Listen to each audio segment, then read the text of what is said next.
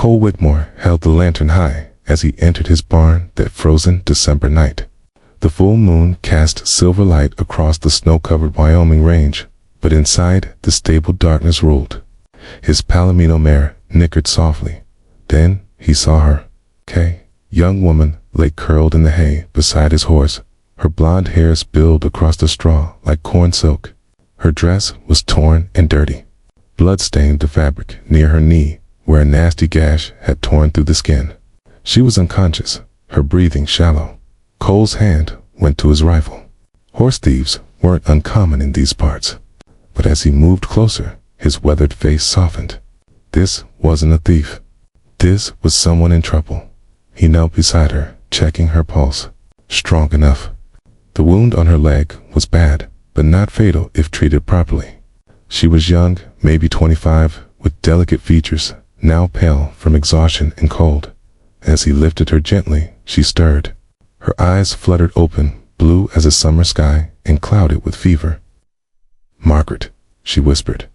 I found Margaret. Cole froze. The lantern nearly slipped from his hand. Margaret was his late wife's name. She had died 2 years ago in childbirth, taking their unborn son with her. Nobody in these parts talked about Margaret anymore. They knew it cut too deep. "What did you say?" he asked roughly, but the woman's eyes had closed again. She'd slipped back into unconsciousness. Cole carried her into his ranch house, his mind spinning. He laid her on the sofa near the fire and went to work on her injuries with the practiced efficiency of a man who doctored plenty of wounds over the years. He cleaned the gash on her leg, stitched it carefully, and wrapped it in clean bandages. He covered her with wool blankets and sat back to wait. She slept through the night. Cole didn't. He sat in his chair by the fire, watching her face and wondering, how did this stranger know his wife's name? Dawn was breaking when she finally woke. Her eyes opened slowly, taking in the unfamiliar room, the warm fire, the tall man watching her from across the space. "Where am I?" she asked, her voice hoarse. "My ranch," Cole replied. "Found you in my barn last night, half frozen and bleeding. You want to tell me what you were doing there?" The woman struggled to sit up, wincing at the pain in her leg. "I'm sorry. I didn't mean to trespass. My horse went lame 5 miles back. I was trying to reach the next town, but the cold got to me. I saw your barn. You said a name last night," Cole interrupted. "Margaret." "Why did you say that name?" The woman's face went pale. She looked down at her hands. "You're Cole Whitmore, aren't you?" Now it was Cole's turn to be shocked. "How do you know my name?" "My name is Rebecca Walsh," she said quietly. "I traveled 300 miles to find you. Margaret was my sister." The words hung in the air like smoke. Cole felt like he'd been punched in the gut. "Margaret never mentioned his sister," he said slowly. "We were estranged," Rebecca explained, tears filling her eyes. "We had a terrible fight before she left Boston. She wanted to go west with you, and I told her she was throwing her life away. I said horrible things. She left, and we never spoke again." Her voice broke. "I didn't even know she'd died until 6 months ago. A letter finally reached me. By then, it was too late to say goodbye. Too late to tell her I was sorry." Cole stood and walked to the window, his back rigid. Old grief was rising up, threatening to drown him. He'd loved Margaret with everything he had.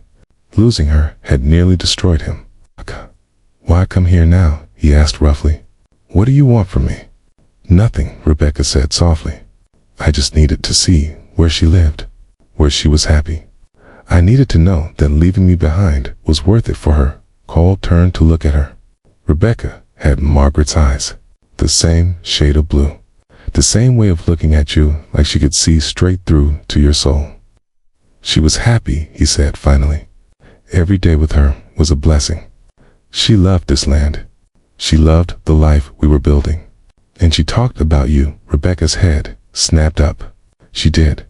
Near the end, Cole continued, his voice thick. "When she knew the baby wasn't coming right, she said she wished she could see her sister one more time. She said she forgave you for the things you'd said." Tears streamed down Rebecca's face. I never forgave myself. Cole moved back to his chair and sat down heavily. The weight of 2 years of loneliness pressed on his shoulders. He'd buried himself in work, trying to outrun the pain.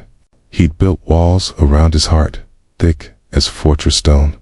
But, looking at this young woman who'd traveled so far, carrying guilt and grief, he felt those walls crack just a little. Can stay until that leg heals, he said gruffly. After that, I'll take you to town, and you can catch a stage back east. Thank you, Rebecca whispered. I promise I won't be any trouble. But she was trouble. Not the bad kind. The kind that makes you remember you're alive. Over the next 2 weeks, as her legs slowly healed, Rebecca brought something back to the ranch that had been missing since Margaret died. Light. She cooked meals that actually had flavor. She hummed while she worked.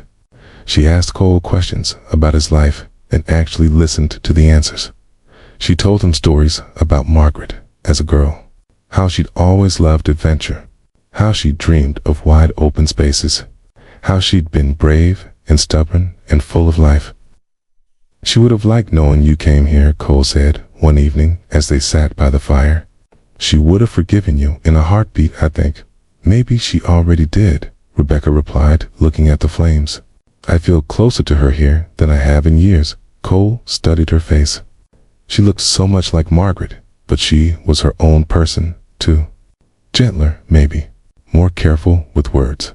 But there was strength in her. It took courage to travel alone across a dangerous country to make peace with ghosts. What will you do when you go back east? He asked. Rebecca was quiet for a long moment. I don't know. I have nothing waiting for me there. No family left. Just a small apartment and a job I don't much care for. You could stay. Cole said the words, surprising even himself. Rebecca looked up, startled. What? Ranch needs help, he said quickly. Winter's hard out here. Spring will bring branding and calving. I could use an extra pair of hands.